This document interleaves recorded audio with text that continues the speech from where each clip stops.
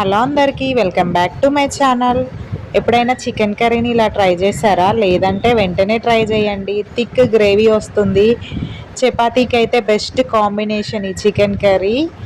ఒకసారి అయితే ఇలా ట్రై చేయండి. ఫస్ట్ అయితే ముందుగా కడిగి పెట్టుకున్న చికెన్లోకి అయితే సాల్ట్, కారం, పసుపు యాడ్ చేసుకొని, అల్లం వెల్లుల్లి పేస్ట్ యాడ్ చేసుకొని, ఒక కప్పు పెరుగు యాడ్ చేసుకొని, కొంచెం ధనియా పౌడర్ యాడ్ చేసుకొని కలుపుకొని పక్కకు పెట్టేసుకొని, స్టవ్ పైన ఒక గిన్నె పెట్టేసుకొని, అందులో సహజీరా యాడ్ చేసుకొని, పచ్చిమిర్చి, ఆనియన్ అయితే ఫ్రై చేసుకోవాలి. ఫ్రై అయిపోయిన తర్వాతనైతే అల్లం వెల్లుల్లి పేస్ట్, కొంచెం పసుపు వేసుకొని అయితే ఫ్రై చేసుకోవాలి. తర్వాత ముందుగా కలిపెట్టుకున్న చికెన్ అయితే ఇందులో యాడ్ చేసుకొని ఫ్రై చేసుకోవాలి. ఒక 2 మినిట్స్ అట్లా ఫ్రై చేసుకున్న తర్వాతనైతే మిక్సీ జార్లోకి అయితే ఒక మీడియం సైజు టమాటా తీసుకొని, ముందుగా నానబెట్టుకున్న 5-6 జీడిపప్పునైతే యాడ్ చేసుకోవాలి. యాడ్ చేసుకొని మెత్తగా పేస్ట్ లాగా పట్టేసుకోవాలి.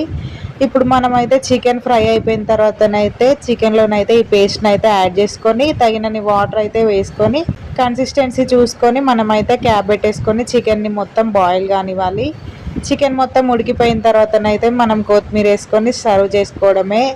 చికెన్ అయితే చాలా థిక్ గ్రేవీ తోటి సూపర్ వస్తుంది టేస్ట్ అయితే. ఒక్కసారి అయితే ఇలా ట్రై చేయండి. వీడియో నచ్చితేనైతే లైక్ చేయండి, షేర్ చేయండి, సబ్స్క్రైబ్ చేసుకోండి.